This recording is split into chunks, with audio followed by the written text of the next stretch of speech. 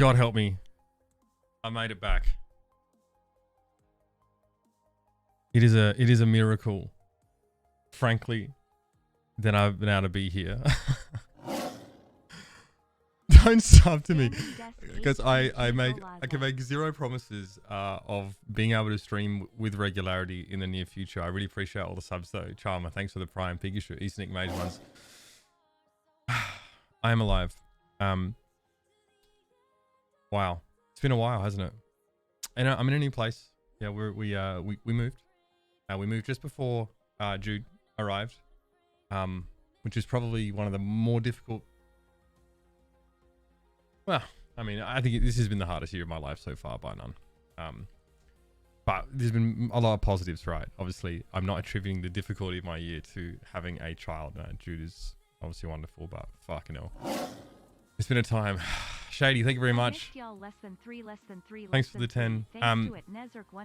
For those that are obviously coming by today, I'm streaming for a reason, not just sort of randomly, because, and I sort of tweeted that I would stream tomorrow, but I sort of sat with it for a while and I thought, well, I think I'd rather try and take the opportunity to clear some of this up while I can, instead of, you know, sort of letting it sit for a day and, you know, all that.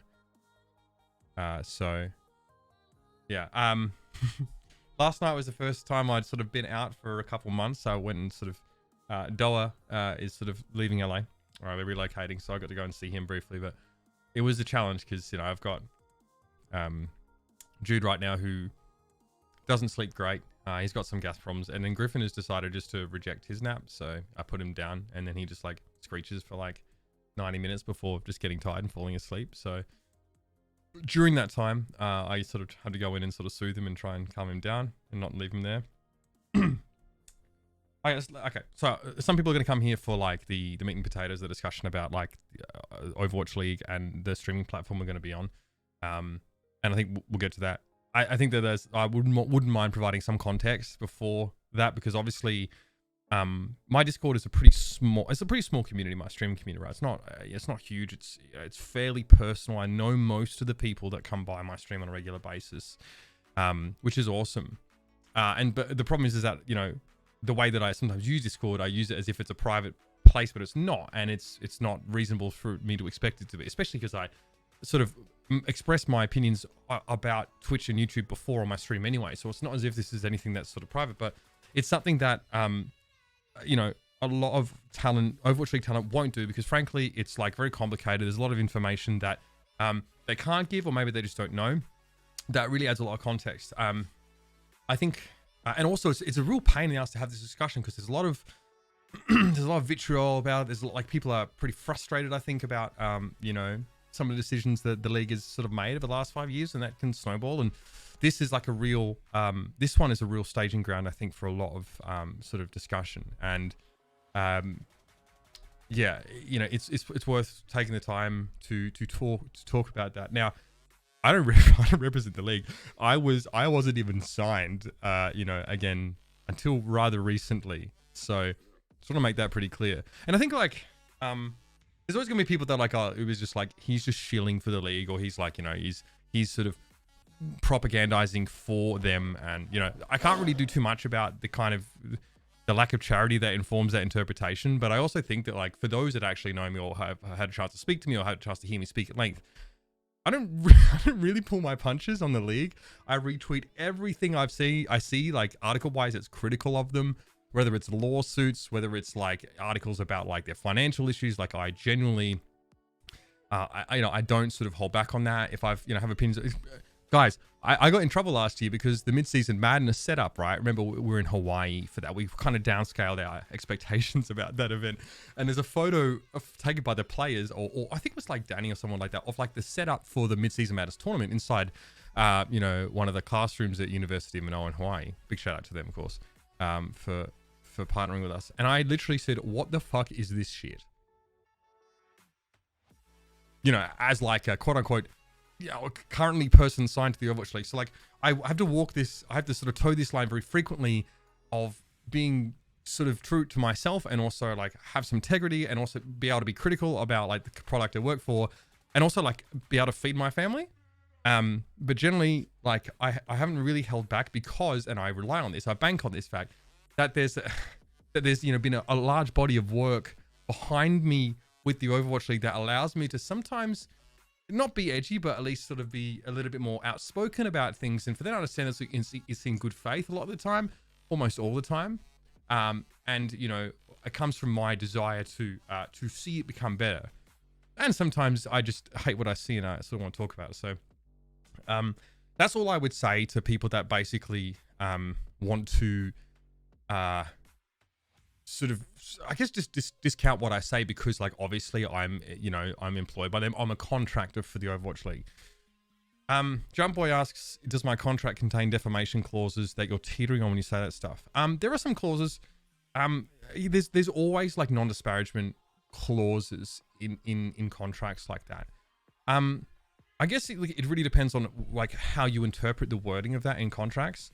I think the more important clause in my contract, for example, I'm not going to tell you the details of it, but it's pretty commonly a clause where it's like, this person, while they represent the Overwatch League on broadcast, they cannot act in a capacity where they can make informed sort of advice or make like comments from a place of authority on like the business dealings and the sort of of the league and Activision, right? That's something that's pretty clear. So you'll never hear me say down the line like this is what the Overwatch League should do, like they're doing this badly, or like business wise, right? Or speaking very to the specifics of like their business dealings. But also, like, I don't have a ton of that information. I have a lot of information because I listen a lot to people. Vans, man, sorry to hear about that, man. I'm glad you guys are okay. Yeah, that sucks.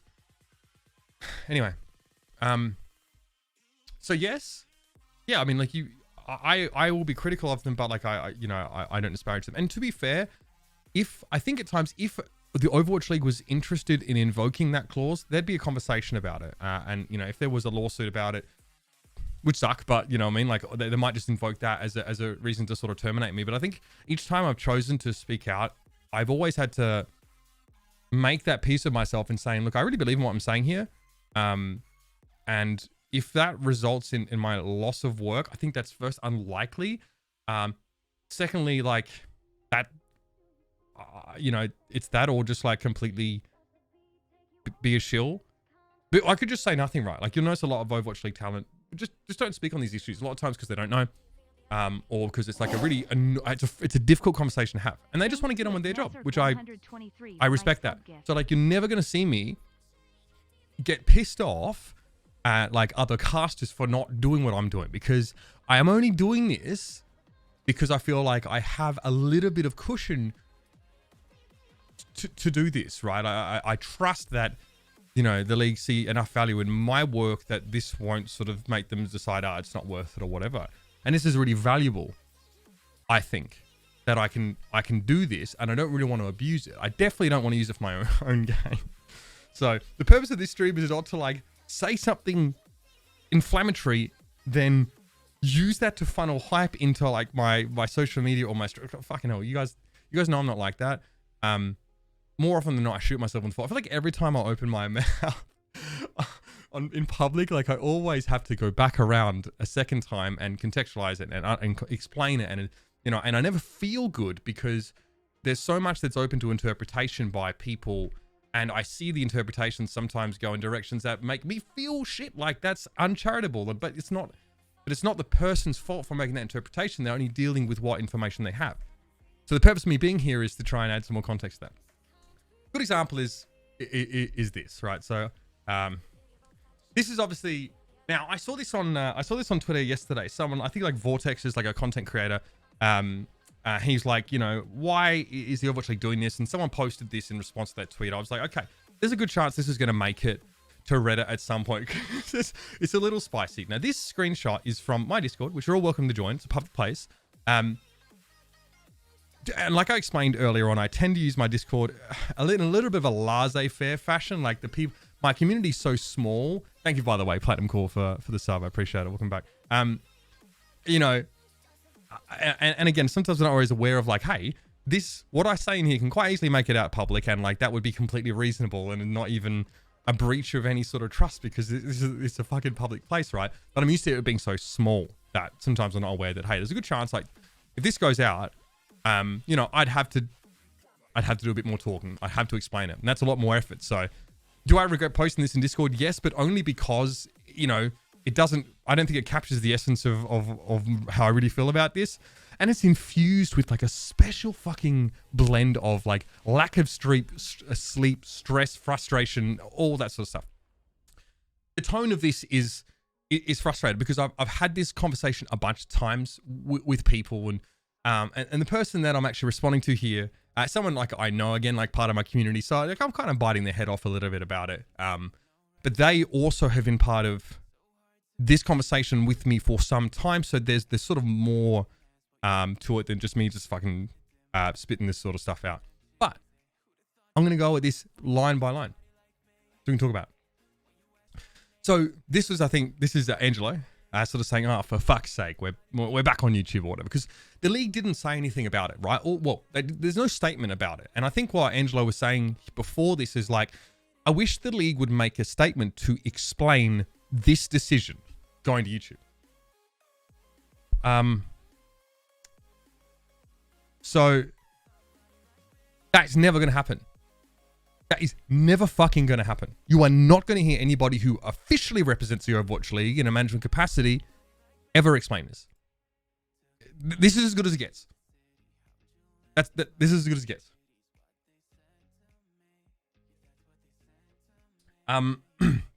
So here we go.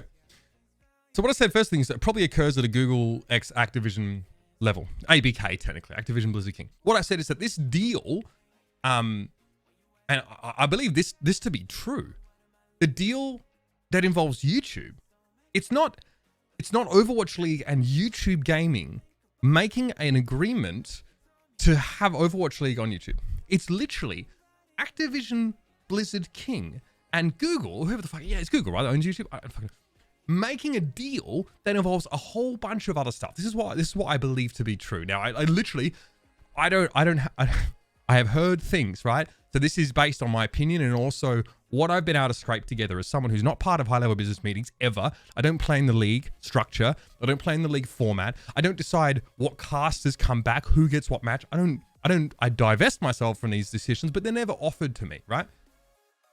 Now, people have probably figured out that this deal had a duration initially, right? It's a big infrastructure deal. It involved cloud hosting servers, like a whole bunch of other stuff. It was never just about the streaming platform the Overwatch League is going to be on. Now, when it was with Twitch, I believe it was a little bit more like the league, or Activision rather, and in Twitch.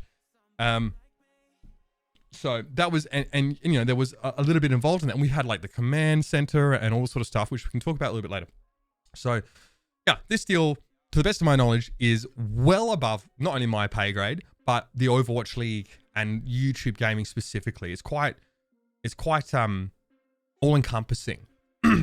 So I think that's like an important context where people have to consider like why this decision was made. And like, you know, it's an executive level decision. And nobody at Activision Blizzard Esports, right? So like, let's go down a couple. There's Activision Blizzard King, the fucking whole company. There's the CEOs, and we go down. There's the game team. There's Team 4. Then there's like a subsidiary here of Activision Blizzard Esports that does the Overwatch League, right? So we're quite far removed from this strata of management and decision making. I said I don't feel like they have to really. It's more like I never thought that. And I don't think that at the highest level, Activision Blizzard King is going to feel beholden to the Overwatch League fans or esports fans in explaining the dynamics of this business decision. And they're not going to say anything. You're literally, and you saw it today, you're just going to see a fucking graphic that says, watch on YouTube Gaming. You're not going to hear a why. You know, you're just going to be told that. And this is what I'm saying. This is probably the closest you're going to get to an explanation. And it doesn't even come from someone on the fucking inside. It just comes from someone who is like, got the fucking Rolodex of information because he wants to understand what wagon he has tethered himself to. So, you know, I strive to understand a lot of these business decisions because I fucking want to know what is going on. And if, you know, my livelihood is stable, you know what I mean? Like, obviously I care about the league as much as a lot of you guys, but I care about the league for kind of different reasons than the average viewer. You guys care about it because you care about the league, you love it and stuff like that, which I do too. Also, I've got like significant number of mouths to feed at the moment. So the employment for me and being able to support my family living in Southern fucking California is very important. So why is the decision made that high up in the company? Because, I mean, basically Activision Blizzard King's like, okay, what have we got? We've got the Overwatch League, we've got CDL, we've got all this stuff. We want to do a deal with Google. We want some fucking money. You know what I mean? We got some, there's synergy here. They can provide us things like server hosting, the platform for the Overwatch League. You know, we can provide them this content, you know, it happens. It's not really bizarre because it's a decision that involves more than just the Overwatch League. So, I'm going to get a lot of questions as we go. I'm not going to be able to stop to answer them all. They're all fair. So, again, so third line down, people think the extra viewership on Twitch helps us. I mean, you know, but it's just optics at best, and they don't give a shit about actually partnering. Okay, so in fairness, it's not just optics at best. And this is actually addressed in the Reddit thread. It's like, okay, how can Uber be telling us that the viewers don't matter? And I think the truth is that they do, perhaps not as much as people think. And yes, Twitch don't give a shit about partnering with OW or CDL. Why the fuck should they? So my biggest issue with this, I think, is that the blame is, I'm kind of putting the blame in the wrong direction here. Like, and people identify this correctly in the discussion in the Reddit thread. They say, why the fuck should Twitch care? I got nothing to say to that. Thank you very much, Angie, by the way, for 20. Why would Twitch care? I mean, they did this. There was a deal, and they made the assessment that it didn't make sense financially. Like, Riot doesn't make them pay for Valorant, for you know, League of Legends. So why, you know, like, it's not their fault. So here's the problem: is that, like, you know, one of the parts about this I didn't like is that, like, I really frame it as in, like, Twitch is like the problem. They're not even an antagonist in this situation. So, you know, want to be sort of clear on that. They offer nothing but a platform that old school viewers like more. So this is true. I think so. Like, a lot of people, the Twitch truthers out there, some of them I think are genuinely concerned about the success of the league, and they believe that having it on Twitch is integral to that. I would suggest that it's probably not the most important thing for the league right now, but I think, you know, it definitely, you know, probably might benefit it. But also it would also be a negative, and we'll sort of explain why. I do think that a lot of Twitch truthers out there, because I watch the conversations as they go and how people go back and forth. I'm really quite interested in this. Actually, I hate when people discuss me. It makes me so anxious, but I'm very interested in seeing people's discussions here. So I do think a lot of Twitch truthers out there, they don't really think anything past like, hey, Twitch is my go-to place to be. I like the culture. I like the UI, the UX. I like the emotes. I can click from one Twitch stream to the other. And there's no doubt that the discoverability works much better on Twitch as it is now. So, but I go down and said that's literally it. I mean, no, I'm not. This is very reductive. What I'm not really selling this very well at all. So I say I couldn't care about Twitch because they don't care about us. Me personally, like, I don't have like a personal affinity for the platform of Twitch, right? Because more often than not, I'm almost put in an adversarial position back in the days of casting, because like the Twitch chat's there, and they're like, back when I was a shit caster, everyone was sort of shitting on me. So it's like, you know, I don't have the time. I don't always go to Twitch that often anymore. In fact, I'll be honest with you, I go to YouTube because there's a lot more, the kind of content I'm really wanting to consume right now, unless it's sitting in Super's chat and watching him just be super or whatever. I don't personally, this is kind of a boomer moment, I don't get a ton out of like the, you know, certain streams on Twitch. I don't really have the time. No, I think that's really something that you do when you have idle moments, and those have just gone by the wayside. The IRL draft emoji, I mean, I think that subsection of Twitch is just ridiculous, but it's no worse than fucking Jersey Shore or Love Island or anything like that, right? It's just junk. It's junk TV, junk entertainment. You have it everywhere, right? It's fine. So, you know, I'm personally not attached to Twitch in that sense. The next I say, watch this space. I guarantee we're not going to be the only product to go away. So our own way is like a bit rich. Are we going our own way, or are we just going where we... Thank you, darling. Wifey with the egg delivery. You know, we're going the way that the league probably feels like they need to go right now. I do think, though, that a lot of products are definitely going to look at, you know, finding a way to monetize their content and the platform it's on.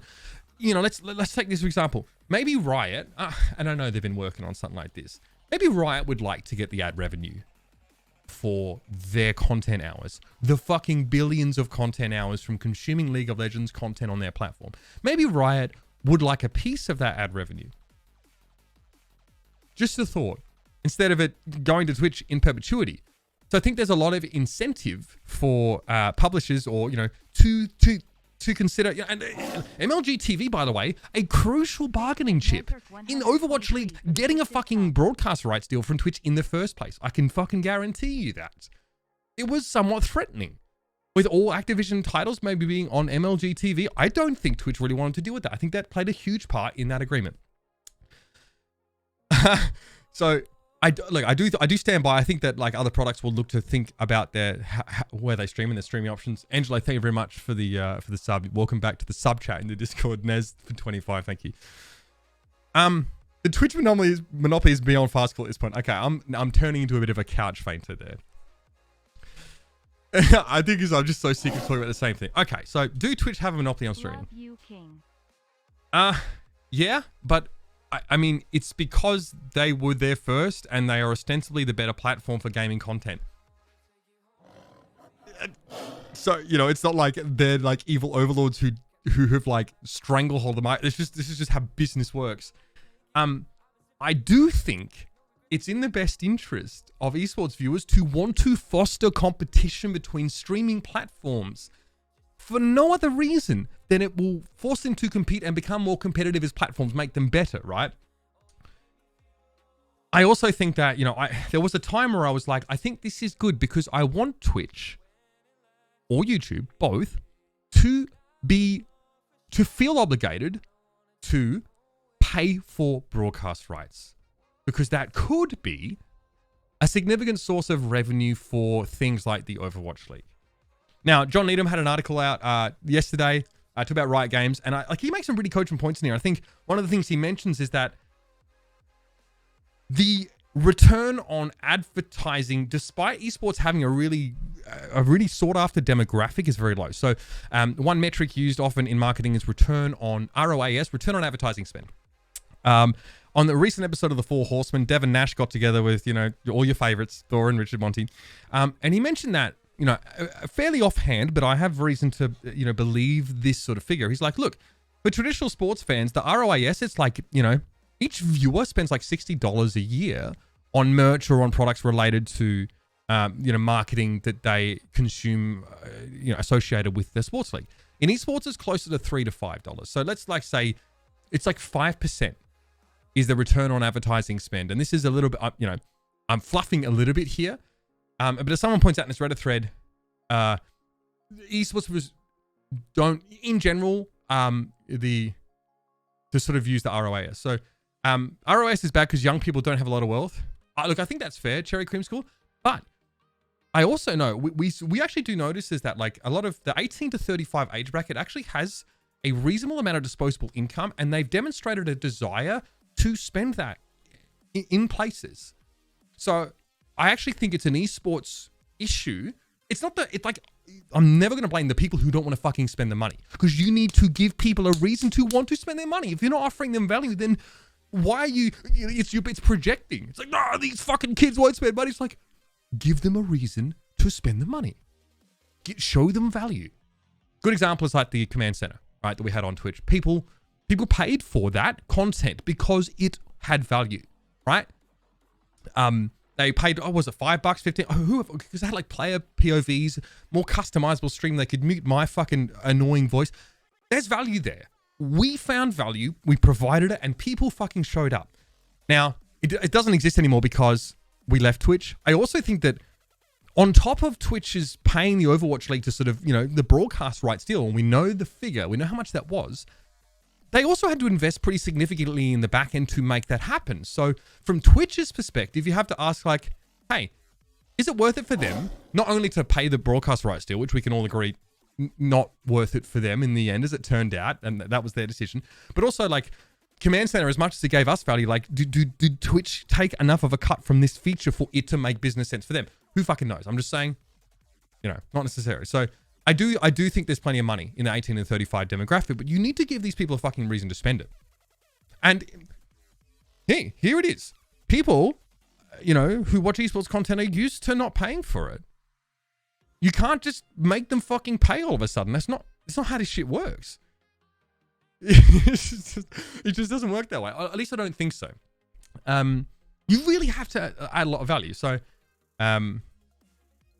yeah. Let me take a quick break. We're going to keep going down this now. It's taking fucking ages.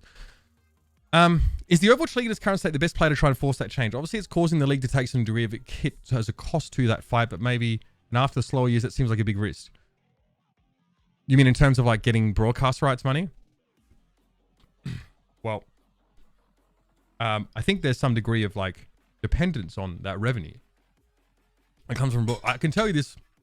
I know the Overwatch League, remember, the Overwatch League is more of a black box here in that the whole idea was that the league was supposed to make money for the league and for the owner teams, right? So revenue streams are very important. I can tell you that the broadcast rights deal in the past, the one with YouTube and obviously with Twitch, the league did see a pretty decent amount of that money, even if this agreement was made at Activision and Google level. There was some trickle down. I know, trickle down economics never works, right? Well, anyway, Twitch monopoly, settle down. They have a good business model. They were there at the right time. I do have to walk this back because I was pretty fucking pissed at the time, but like, the monopoly exists, but it's not like they're evil corporate overlords that are like crushing everyone under their thumb. Why the fuck would they pay for the Overwatch League when they don't pay for CS, for League? There's no precedent for that. And from what I understand, there's not really an inclination to do that because the return on the ad spend just isn't there. Esports viewers on Twitch, at least, let's be specific, just don't see a reason to spend as much as traditional sports fans. We could fucking lament that, or we could project that back onto the viewer who's unwilling to spend, or we could just fucking figure out a way to entice them to spend by showing them value. So, yeah, not over the moon about what I said here, but ironically, if people generally cared about the success of the league and understood how Twitch works, they wouldn't want to see on either. Okay, so, all right, strongly worded. However, there is definitely the way that the league is set up. Now, I think we can all agree that there's like a lot of, with a lot of the lawsuits going on and like discontent about owners, we can agree that the way the league is structured maybe doesn't make a ton of sense. I mean, again, this John Needham article, it was funny. It's like, I think we figured out that esports doesn't really work like traditional sports. We shouldn't do it the same way. I agree. We set out the Overwatch League to try and be like traditional sports, to take a lot of cues from them. And obviously that hasn't really panned out, right? I don't think that is hard to believe or get on board with. But that's the way it is right now, right? We have owners, we have invested parties that need to be shown some return. The league obviously wants to generate money. That's the ideal, but the ownership group, they need to see some return on that investment as well. There are no sponsors for the Overwatch League. There aren't any. We don't have them. And can I be honest with you? While you could suggest that getting back on Twitch and seeing that higher number might entice sponsors to sort of put money in, I would suggest that it probably wouldn't make as much of a difference as you think because of what we just discussed, in that the revenue is not really there. And the incentive for sponsors, even without, the issues that, Blizzard has had, like, I don't know if they're, at this point in the game in esports, willing to make that spend. I can tell you they're back in Season 1, 2018, 2019. Hey, the sponsorship deals for the league were significant. And the league was doing it. Now, it was not to last for reasons like global pandemic, for reasons like the game, frankly, the way the game was sort of not really a live service game. And also because of the controversy that exists with Bobby Kotick and a lot of the sort of you know, the shit that went down when there was a lot of people exposed at Activision for this heinous behavior. So in some senses, it's not even the league's fault that these sponsors didn't want to fucking buy them. It's what happened with Activision. And I still think now, guys, I still think a big reason why we don't have sponsors is that because of that controversy. I think a lot of sponsors probably aren't huge fans of getting in bed with Bobby Kotick either. That is a personal opinion. I don't think that would be too... I mean, it's a meme now. The fucking Morgan Stanley report that fucking Robert Kraft and Bobby Kotick sat next to each other on deck chairs in a fucking field. That news clip where they talk about esports being the future. They're like holding hands like fucking Charlie Munger and the other guy. Like, Jesus Christ. CDL has sponsors. I would suggest that there are reasons tied into how the CDL differs from the Overwatch League that might make it a more attractive prospect, right? So want to point that out there. I also think that, like, look at Scump and look at what he's doing with his streams. I think that the personalities and the way that people relate to CDL, at least Western viewers, is very, very different to the Overwatch League. And so I'm not saying the Overwatch League isn't at fault entirely. There are definitely some parts about how the league works that makes it less desirable. I also think there are some parts about the way that the league works that could make it more desirable. In that, it's, you know, it's kind of a bit more wholesome, I suppose. There's, you know, more representation for like Eastern audiences. But I also think the league hasn't done a great job of like star building a lot of these, a lot of our Korean and sort of non-English speaking players. So, seeing bigger number on Twitch doesn't mean shit because we can't monetize that. So essentially we can't, I mean, like having big viewership is good because the argument that it could attract more sponsors is not invalid, but I don't think it's as big a factor as people are sort of making it out to be. But yeah, we got, I mean, the league got won by combat. We had the Blitzchung incident, the Hong Kong stuff, Overwatch 2 announcement, and then it took so long for that game to come out. There were delays. COVID, you know, how it ruined the dev cycle in a big way. The Bobby Kotick Activision lawsuit. There's a ton of stuff, right? But like, how, like, Mr. H says, you know, the league is going to struggle to get money out of me as a viewer via sponsorships, and if they drop some funding game stuff to purchase. Absolutely. And I think that as we go forward, you know, we talk about KPIs. Like, what's a key performance indicator? And I think for a lot of the time, now I don't know this for sure, but this is what I think. For a long time, it was hours watched and viewership and concurrence, and we tried to use a Nielsen scale and all that stuff mattered. We were on ABC and ESPN. I think going forward, viewership as a KPI is probably going to be less important than microtransaction spend driven as a result of esports and esports broadcast participation.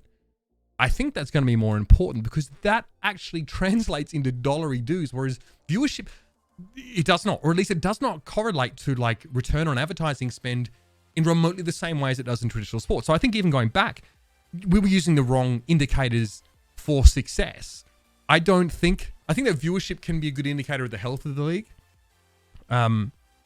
For sure. But it doesn't translate necessarily into the financials at all. So yeah, viewership is a KPI, right? And like, I think that a lot of people, and if you want to use KPIs as an indicator of the health of the league, I think that's important because it is ultimately an enterprise, right? I would be less fixated on the viewership and more about how we can sort of provide value to people in the game client, and also like via, you know, addendums to broadcast. So, and you know, Mr. H is dead right.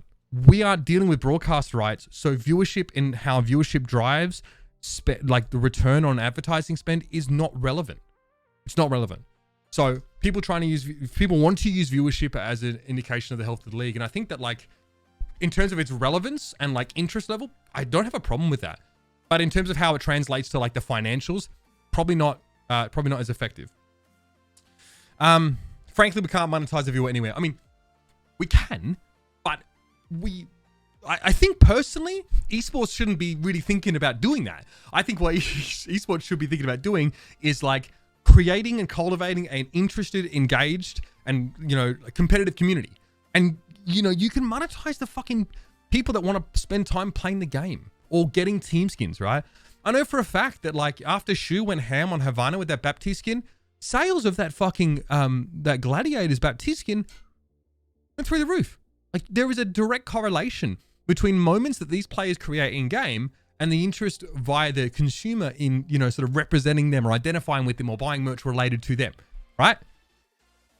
But I guarantee you, it's about providing value. So, you know, the reason why I wanted to go through this is because I sat down and I was like, okay, you know, I'm now no longer just like, you know, flippantly typing stuff on my phone.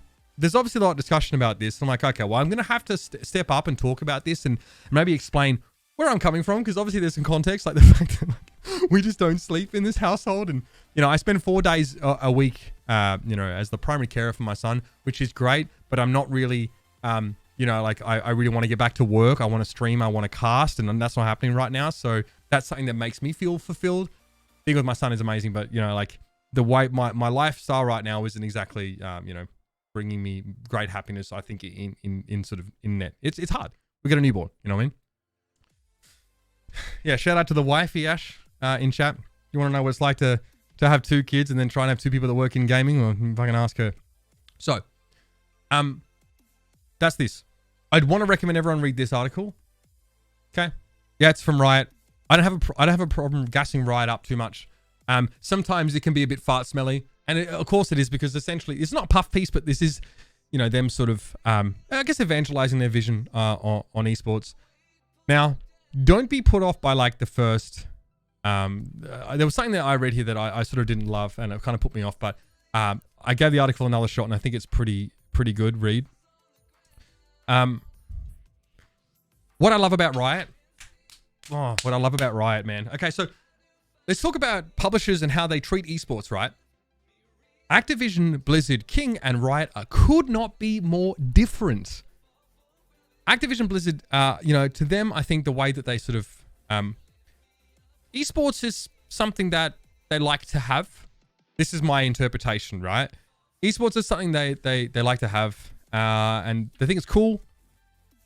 But Riot, the pillar of this fucking company, is competitive, is esports.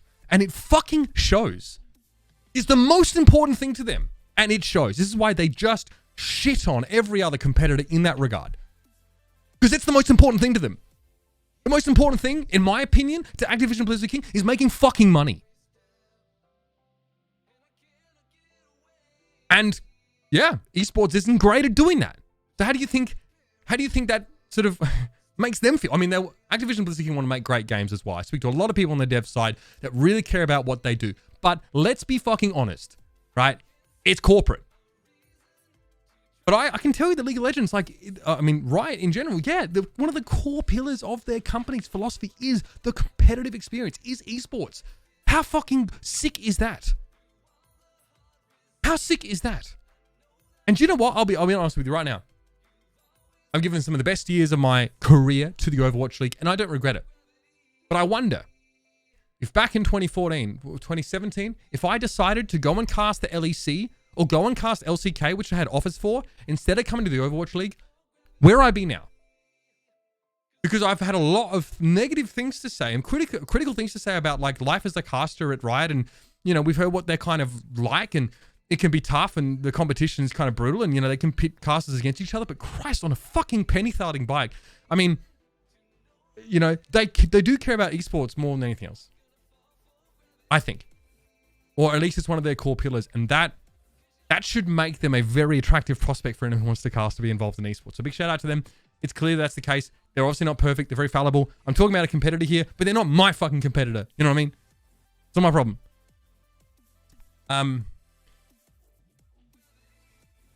It's a good blog. It talks about the viability of esports as a business. And what I want to say here is that I think that esports absolutely has a very bright future. There's a lot of work that needs to be done. And we need to shake out a lot of this idea about esports being just like real sports, but different, right? And I think we're getting there. We're starting to shake those people out. We're starting to get away from that. We're starting to understand. We are finally, it is like the glob of primordial ooze has finally been taught the first few bars of the fucking Vivaldi song. Like, we are, the inertia in learning in this industry is staggering to me, in that some things that were apparent to some of us back in 2014 are only just being learnt now, but fuck it. It doesn't matter. We're on the way. Anyway, because the reason why I like this is because, it talks about like partnerships with teams. I think that Valorant's partnership model with partner teams is great because the teams don't buy in, Riot, they have to apply. Riot accepts them. They pay them a stipend, and guess what? Riot will offer them incentives and bonuses if they produce compelling content around their teams, if they invest more in the ecosystem. It's a partnership that makes sense. Should every company care about esports more than everything? Not okay. So not more than anything. I think it's a core pillar, part of their philosophy, though. How they partner with these nuts? Thanks, Vast. It's always a pleasure. The only time I ever talk with Connor anymore is when we're both being sarcastic on Twitter. It's crazy. Anyway, so they're talking about like, they're talking about franchising, right? So League of Legends, they had a franchising model. Teams paid about $10 million to participate and received 50% of the revenues generated by that league. Riot also pays a percentage of digital sales for esports content and prize pools for participating, right? The low partnership model, I don't think is the way to go. It's obviously very different to the Valorant one, but it's very interesting. Here's important. The LoL partnership model helped the esports business in many ways, but selling sponsorships and chasing broadcast license deals was a new thing at Riot and for everybody. And admittedly, it took us longer to source meaningful revenues. Hey, fucking amen. Amen to that. In order to pay the $10 million entry fee, professional teams had to raise significant capital from investors. At the time, there was a lot of hype around esports, which helped teams acquire cash at higher valuations. With all that cash, teams could pay for the partnership fee and also afford to sign the best pro players. This resulted in fucking giga-inflated player salaries, like Jensen getting millions of dollars. Is crazy. And pretty quickly, they ran out of money, right? This is a great article. Over the past few years, Riot has implemented minimum guarantees of 50% of the revenue share to give teams more predictability, which is very important for their projections. They've been helpful in short-term measures, but it's not really enough. It's like it's like putting the starving person on a high-calorie diet, telling him to start the high-calorie diet in a week. Thanks, babe, for 38 months. So now we turn our attention to Valorant, right? They wanted to decrease the capital required for teams to enter the esports, right? That barrier to entry, the buy-in, and create a partnership model that more fully aligned teams with Riot in developing the esport. So in our VCT partnership model, pro teams don't pay Riot directly for joining the league, but maintain their slot by investing in marketing activities, producing content, like I just said, activating around VCT events and supporting their pro players, investing back into the ecosystem. In this model, Riot pays the teams a fixed stipend, which is a percentage of their digital sales, the MTX, prize pools, of course, and incentives for incremental marketing activities above the basic requirements, like doing more. Like, you are now incentivizing teams to fucking invest in your ecosystem, giving them a reason. Instead of making them pay 20 mil and be like, you might get this back. Essentially, we want teams to use their capital on pro players, right? So, and esports business is going to be more like games than traditional sport. Yes. So, I've had plenty of things to say about Riot, but and look, why am I doing this? Why am I talking about this? Because it's obvious that it's very complicated, but the platform we're on YouTube is influenced by how Overwatch League runs their business. And what I'm trying to do is show you how I think maybe a good approach for esports in general in the future would be. I'm using Riot as an example here. This made me laugh. One critical lesson we learned at the first decade of esports at Riot Games is that we need to stop thinking about like traditional sports. So it's nice that it's not just fucking the Overwatch League that had this idea, right? Everybody was fucking doing that. The Overwatch League was just like, no, we're really going to do this. We're really going to be traditional sports. And I think it's pretty clear to see that's less relevant here.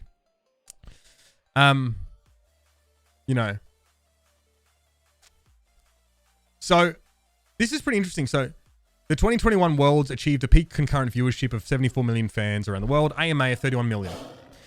This isn't page views or the unique number of fans. It's just a number of people watching at one time globally and on average, right? So PCU and AMA are our primary performance metrics because they give us the best signal on growth in fandom around esports, and they're metrics that sponsors understand, which is true. Sponsors, this is why we use them as our KPI for so long, because that's what we fucking sold to sponsors. Angie, thanks for the gifted sub. Catsport, thanks for the prime. And they partnered with Nielsen as well to try and get more granular data about the viewership and how they could sort of sell that to sponsors. Yeah, so talking about their Valorant partnership model, I think is really interesting. So why do I feel like we need to be at YouTube? I'll just be straight honest with you.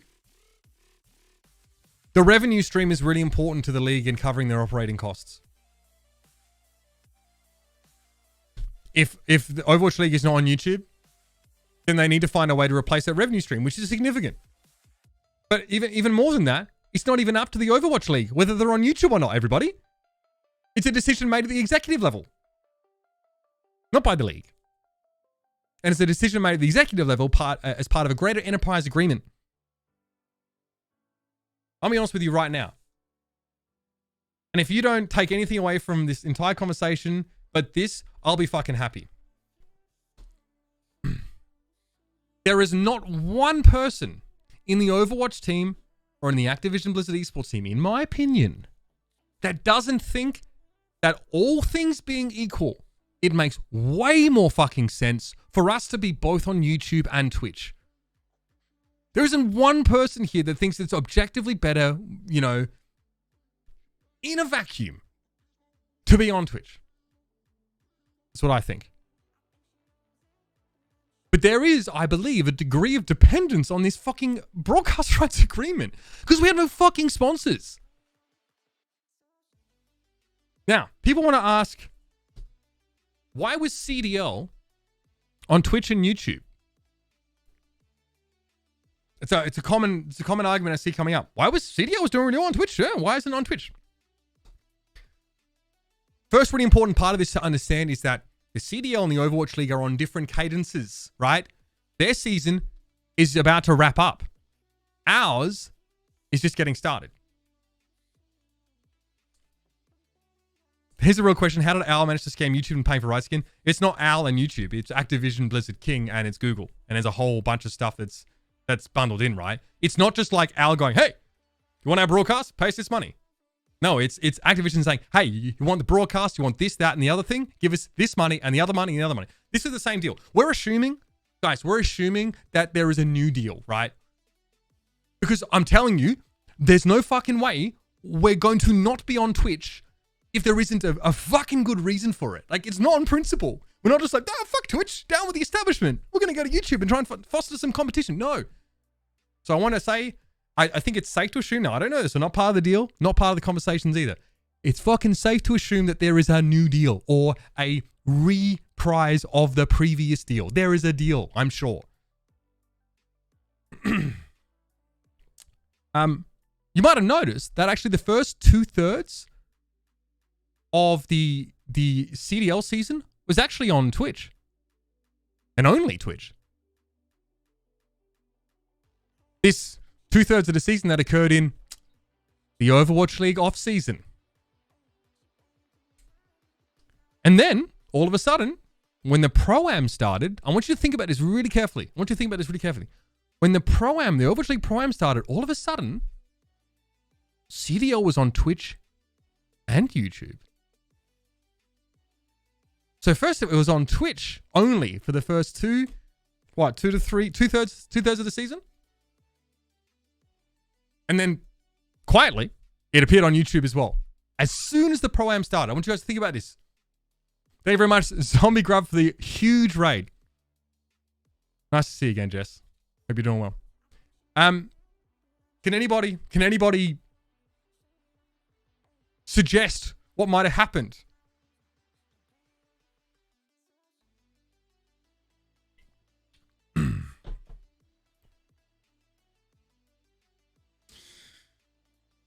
So, the executives at Activision Blizzard King probably don't really think about like, hey, the CDL actually runs, this season of CDL is 2022 and 2023. It actually runs across both years. But what's more likely to happen is they did a deal, or there's a deal for 2023 onward.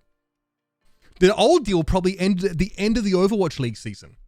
So there's this period of the end of the Overwatch League season to the start of the next Overwatch League season where there's not a deal between Activision Blizzard King and Google. Hang on. Interesting. So I don't want to overstep here, but I want to suggest that there's a chance that when CDL spins back up this year, I wonder what platform it'll be on. Well, do you think they'll still be on both YouTube and Twitch? I'm saying, like, there's like we should reasonably assume that there's a new deal, because you knew the duration of the old deal, and you know that Overwatch League is just going to be on YouTube. So using our reasoning, we must assume that there is a very good reason for the Overwatch League to just be on YouTube, because people have astutely pointed this out in this very Reddit thread. There's more viewers on Twitch. There's got to be a reason. And I'm telling you, it's not some sort of childish principled reason about like fuck Twitch, because as I've sort of pointed out, it's not Twitch's fault that they can't offer us a broadcast rights deal, which doesn't make any business sense to them at all. Because there's no level at which Twitch and Activision Blizzard King make this larger enterprise deal that involves a whole lot of incentives bundled in. It would just be us to them. Say, hey, you want the broadcast? Pay us. They're like, no, why would we do that? That's all I'm going to say. I said watch this space here rather ironically, but what happens there? Now, there was a question here I want to answer very quickly. And I think I've already covered it here, but I want to go back to it. Beats B34 TTS asks, can you elaborate on why you think modeling after traditional sports doesn't work? Great point. So the way I think that this demographic spends as a result of advertising is very different. It's not that esports viewers won't pay. It's that they're not just that they won't be enticed like a traditional sports viewer to spend on merch in the same way. They do not respond to advertising spend the same way, as in the same kind of advertising that we see for things like traditional sports. That doesn't work the same way. The return on advertising spend in esports, and this is again, this is from Devin Nash on the Four Horsemen. It's like 5% of what it is for traditional sports viewers. And I don't think it has anything to do with the less disposable income of that demographic. It's that people are wising up. Like, you need to offer people value to part with their money. There's more competition for their attention and their funds. So this would mean they sold the CDL deal separately from the OWL deal if OWL has only been on YouTube during preseason. No. I don't think that's the case. What I'm trying to say is that the timing of CDL and Overwatch League is really important. Okay? Because let's assume that the term of this deal is, CDL, when did CDL start? Start of this year? Yeah, it might have been, but it might not be pegged to the start of the year. It honestly might have been pegged to the start of the Overwatch League season, even though the deal involved both properties. CDL started like December. Right, 2022. This is what I'm trying to say. And I think, my opinion, here's what I reckon happened here. This is just from me trying to fucking glean information. There probably wasn't a broadcast rights deal for this first 2/3 of the CDL season. They were probably operating in a space where there wasn't a deal. The deal wasn't renewed. It was probably in the gap. You know what I mean? So they probably said, "Oh, well, we're not getting fucking paid for this, so why would we stay on YouTube?" There's no deal that current. The deal has expired. The deal expired before the start of CDL.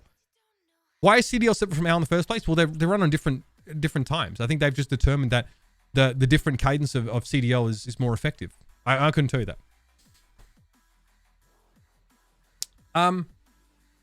Right. Been about an hour of me just fucking talking at you. So having no deal and being allowed on Twitch not better than having a deal? Great fucking question. And this is why I get asked all the time. People say, is it worth it to say fuck the money from the broadcast rights agreement, go back to Twitch, use the bigger viewership on Twitch to get sponsors? Is that worth it? Is that worth it? It depends.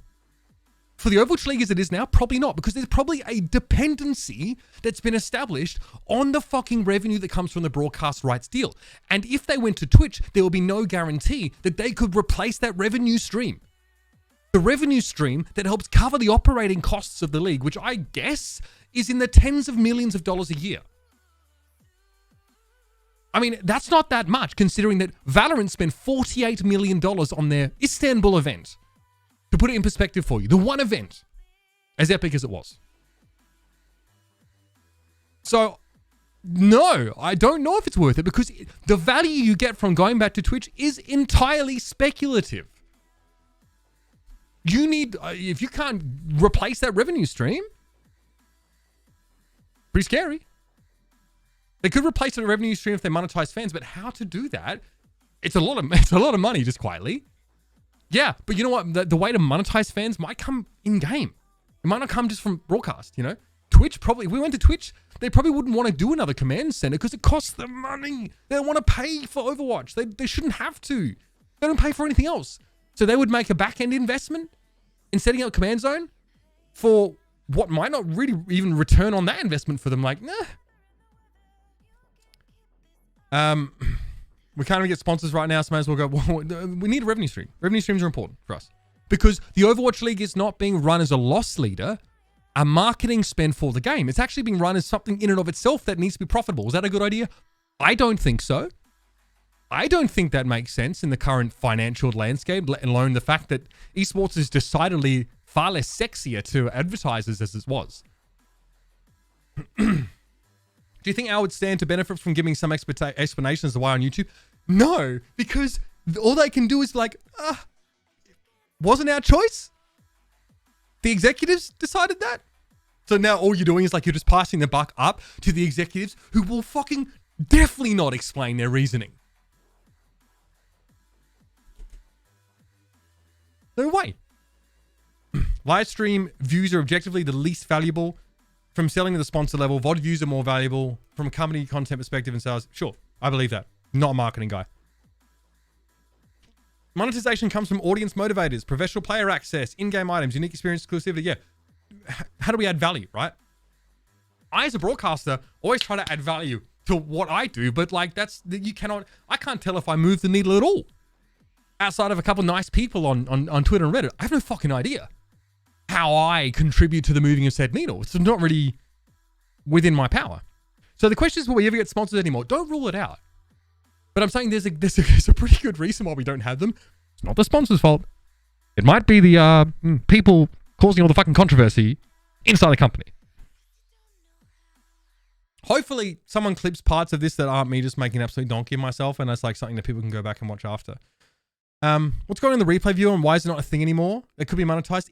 So I can only speculate on that. It could just be like a matter of resource bandwidth, the dev side.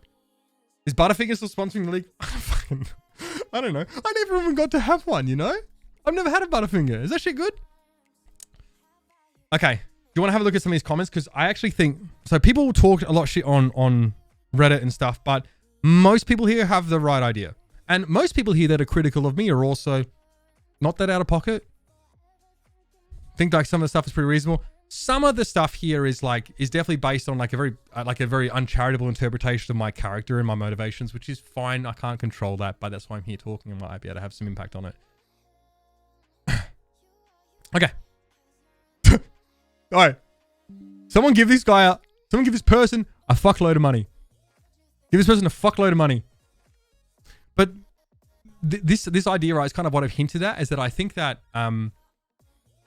like publishers will look to find ways to themselves get ad revenue for their content. This is their content. Twitch is hosting it and they're spending money on the server infrastructure, but I'm pretty sure that certain publishers, certain companies, Riot,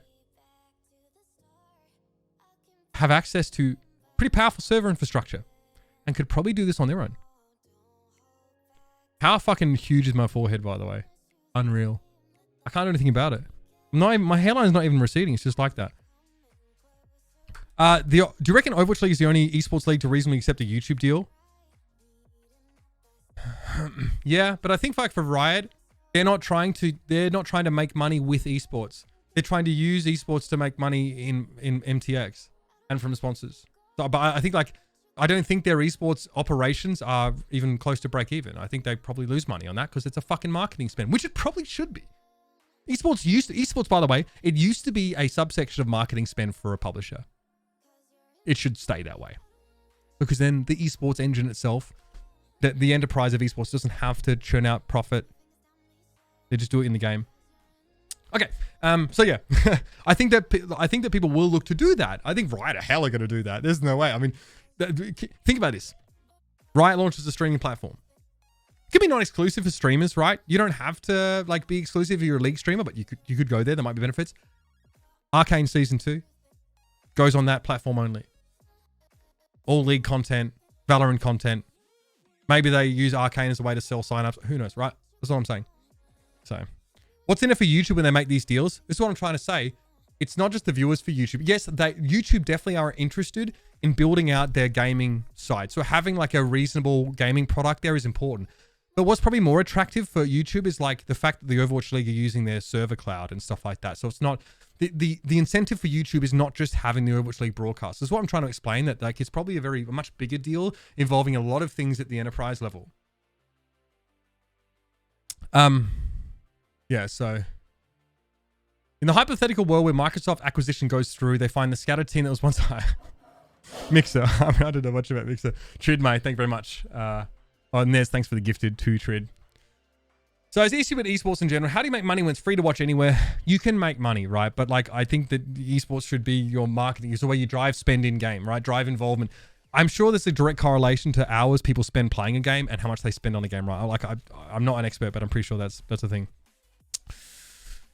This may change as millennials, Gen Z gets older. I'm not sure it matters. If you cannot monetize your esport, I think it's more important to see it as a marketing expense. I mean, yeah, that's basically what I've been talking about, right? I believe that is the case. It should. If you can't make money, then you try and make the money elsewhere. You drive revenue elsewhere. No, I think you have the right idea, Big Yak. And in response here, it's the same article I was talking about that gets talked about.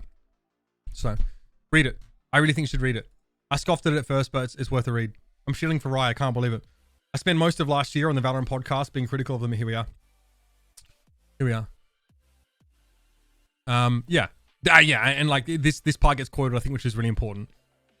Read it. The average viewer has no money. So there's like a whole conversation happening here about whether the viewers have money. You guys fucking know. You do have money. And Avril is correct here. So there's like a whole there's a bit of a heated discussion down here, I've got to say, as I read it, but I think that Kevin is correct in I don't know, everyone does, I understand that, but I think that I mean there was I mean I would say so, but you know, esports, I think esports viewers do have money. Yes, they probably spend it on other things because they don't have to pay for esports and they're not really conditioned to doing that. They might pay for their Netflix, their Crunchyroll. You best be paying for Crunchyroll because y'all need to get cultured. And like there is money, right? And I do think that the average esports viewer has some, but convincing them to part with it in a way that gives value to them is like a whole other discussion. And yeah, the all access pass was there. The money is there. I mean, I don't have data. But I do know that like esports viewers, yeah, they got money. It's up to you to figure out how to give them a reason to spend it. Or anime? Oh, okay. That's right, we'll talk about it. I got to get through this. So yeah. So what Kevin is sort of saying here is like people, we'll go down. This wonderful, tremendous account. I can see this. The only reason I remember this name is because this person definitely, I've never seen anyone interpret my character in a more uncharitable way, but that's their business. Esports viewers are some of the stingiest people with money. Even if they do have it, they don't spend it. So there's like, okay, we're conflating. It's like, okay, we're not talking about them not having money. We're now talking about them being unwilling to spend it. Technically, both of you are right here because, yeah, on Overwatch League, they're not really spending it. They're not really spending it, excuse me. I do think they have it.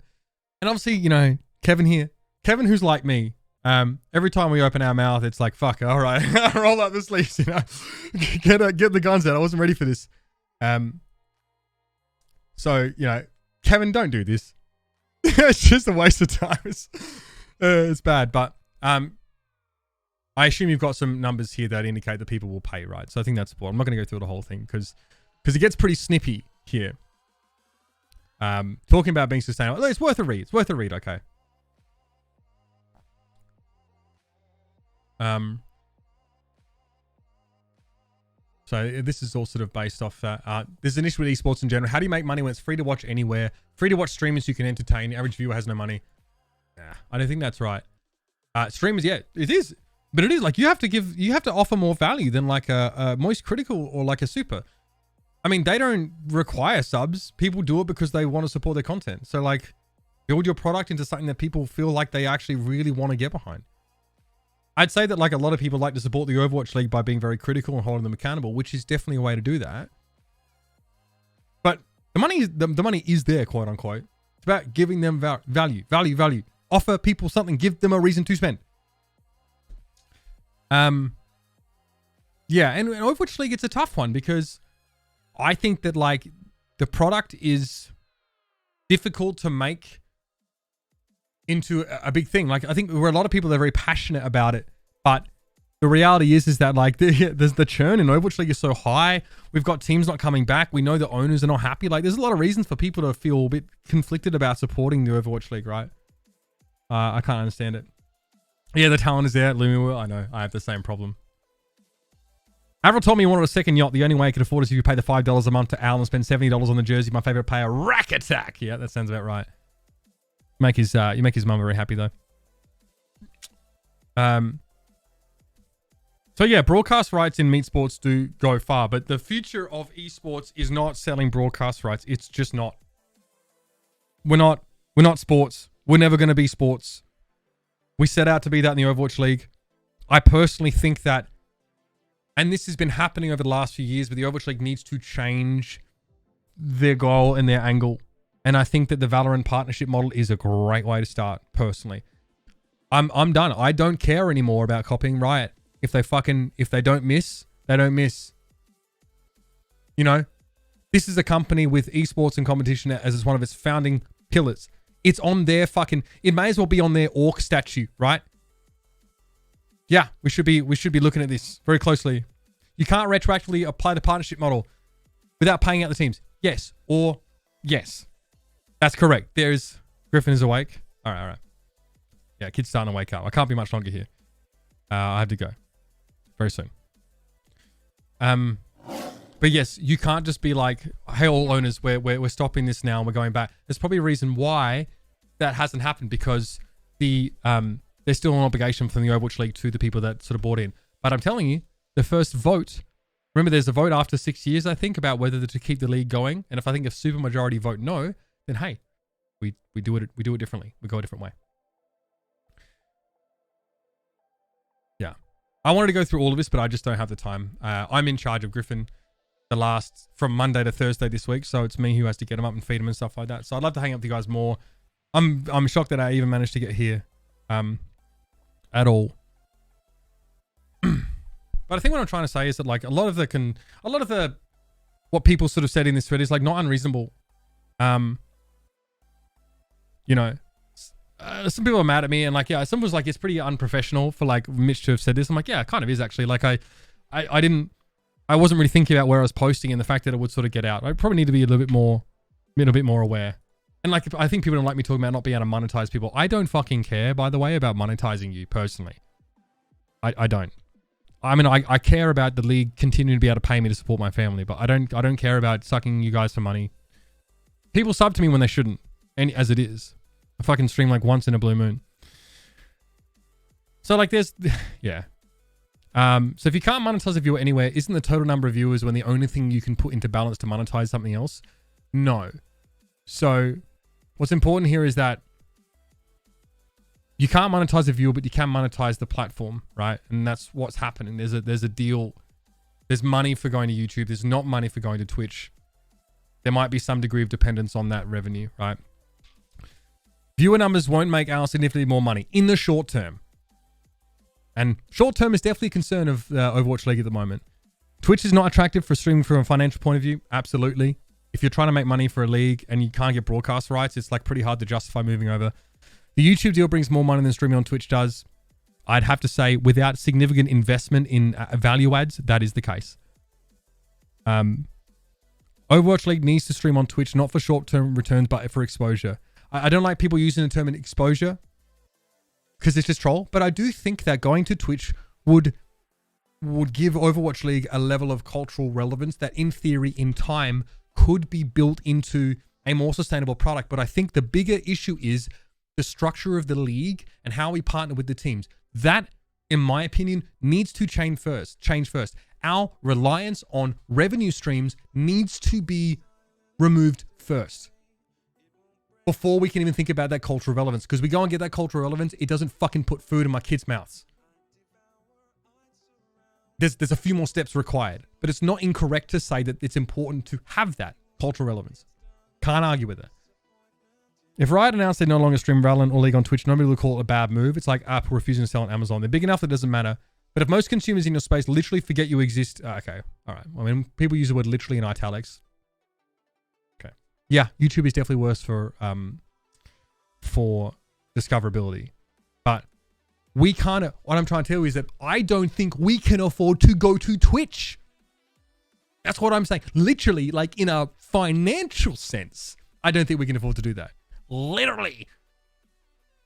So, yeah, there's a huge concern about financials in gaming at the moment in general. The economy's kind of fucked. You're right, but I prefer Twitch. That's fine. But if people just said that, I prefer Twitch, then that's a different conversation. Guess what, guys? If I didn't need to get paid and I didn't need this league to make money, I'd prefer Twitch too. I stream on Twitch right now. I would love the league to go back to Twitch. But more importantly, I'd love the league to be able to do that in a way that doesn't just completely pull the rug out from under them. Yeah, Twitch. I like it. And like, yeah, there's like, I have a vested interest in the league making decisions that allow them to exist in a financial sense, right? Because here you go. Here's a great example. Ooh, you're going to love this one. If we went back to Twitch this year, this is just a guess. I don't think that the Overwatch League could have afforded me at what I need to live in Southern California and be close to this, you know, studios and such, and feed my family. So I was joking when I said it's me or Twitch. And it's not like I was threatening them or anything like that. I prefer Twitch, but there's a good chance they couldn't afford it. There is some degree of, you know, reliance on... I'm not saying that is 100% the case, right? Because there are budgets that come from lots of different places.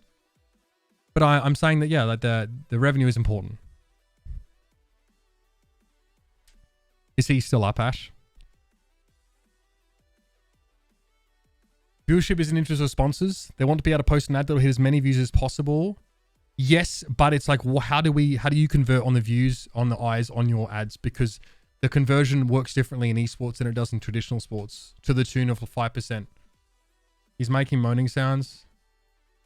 All right, I'm going to try and keep it down a little bit and see what happens. But if he's up, he's up.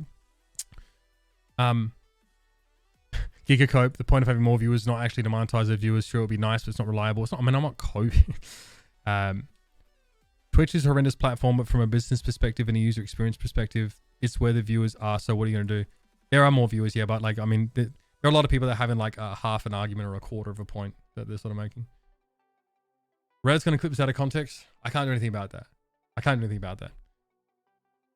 I question why he emphasizes Twitch doesn't care about the league when Blizzard showed every potential collaborator they barely care about Al anymore.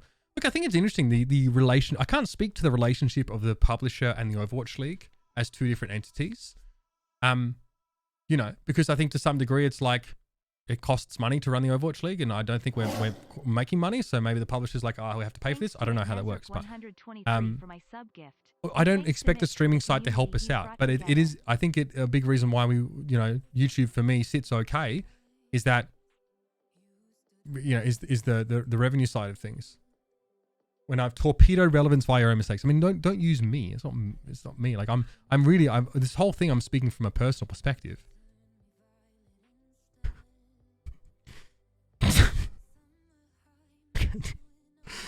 It's kind of wrong.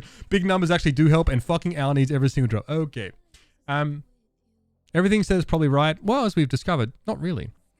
YouTube is a much better viewer experience, better platform, better player. Twitch does have a beat for discovery in chat, but I don't care about any of that. I don't care about any of that. I don't care about it. That's the personal thing, right? Yeah, some people aren't there for the culture. They're there for the like the functionality of the platform, right? Low bit rate. So people talking about the 4K thing. I'm pretty sure that on YouTube it'll be 4K and drops for the Overwatch League, like it always should have been. The fact that we weren't 4K last year is a fucking travesty. The fact that we run Pro-Am at 1080p while the contenders co-streamers at 4K, fucking travesty. But my understanding is that was a complicated technical issue with the ad injection service that prevented us from being at 4K, which I don't think is a good enough excuse, but it was one that was provided. So I'd suggest look forward to 4K and drops on the on YouTube for Overwatch League. All right, I gotta run. Look, thanks for being here. Wanted to try and summarize things as quickly as I could. There's no money for broadcast rights, really. I get why Twitch didn't want to pay for them. It's not their fault they want to pay for them. What I'm saying seems very critical of Twitch. I mean, can you fucking blame them? I can't. I'm not in these meetings, right? I actually have like no business acumen. I'm really only very good at talking about video games. So, but this is I've been there for 6 years now. So I have a buffer. I can afford to be a little bit provocative, and I can also like sort of share my opinion a little bit. Thank you very much for the 20 gifted, Nez. I appreciate you. People do care about 4K. I care about 4K. I want it in 4K. I wouldn't be surprised if this deal with YouTube that exists will happen again. I wouldn't be surprised if CDL maybe ended up having to fall in line the same way. You know. So yeah. Sorry. I guess I'm sorry that like I don't think this was a pretty accurate representation of how I actually feel. And like there's a world where like I just don't do this and I make myself clear the first time. Historically, terrible at making myself clear the first time. But I felt a responsibility to do this here because I'm actually someone that can speak to what I have learned with my time with the league and actually help people understand a little bit more. And I felt like I had a responsibility to do that. I felt like it was really important. Not just to kind of clear my name because I look like a bit of an asshole in this, just kind of fair, but also like to give people an understanding of like why we're doing this. At least why I think we're doing this. Because I know it doesn't always make sense on the outside. There's a lot of info you guys don't have. I'm not a fucking spokesperson for the league really officially. I can't do that. But I just want to take this chance to talk to you guys because I can get away with this. The other casters probably can't get away with this or they don't feel like they can, right? It takes a little bit of courage to do this because I know the league. I'm going to say this to you right now. Forehead cam. The league don't want me to do this. They don't fucking want me to talk about this. They don't want to talk about this at all. They don't want to acknowledge it. They can't. So that's why I'm doing it. Fucking hell. Massive. All right. I'm getting out of here. I love you guys. Thanks so much for the subs. Hope that makes a bit more sense. Hopefully someone is able to give people more context now that this exists out there. I'm going to try and do some more streaming in the future. It's probably going to be fucking scuffed gym streams. I'm trying to figure it out. We have like childcare from like, you know, I think Friday through Friday through Monday, but like we've got a newborn, so it's hard. I mean, I've been announced for the Overwatch League, so see you guys there. I didn't want to make a big post about it, by the way. I did make a post about it, but it was a little subtle, I guess. Custer's live, so we're gonna rate him. You take care of yourself, and thanks for giving me a chance to explain things. Yeah, I look forward to seeing you guys again soon. It's been the honor of my life to be a part of the Overwatch League so far, no matter what people sort of feel about the product as it is now. So I do what I can to keep, you know, giving my best years. All right. Give it to Jaws. Look after yourselves, all right? I'll see you soon.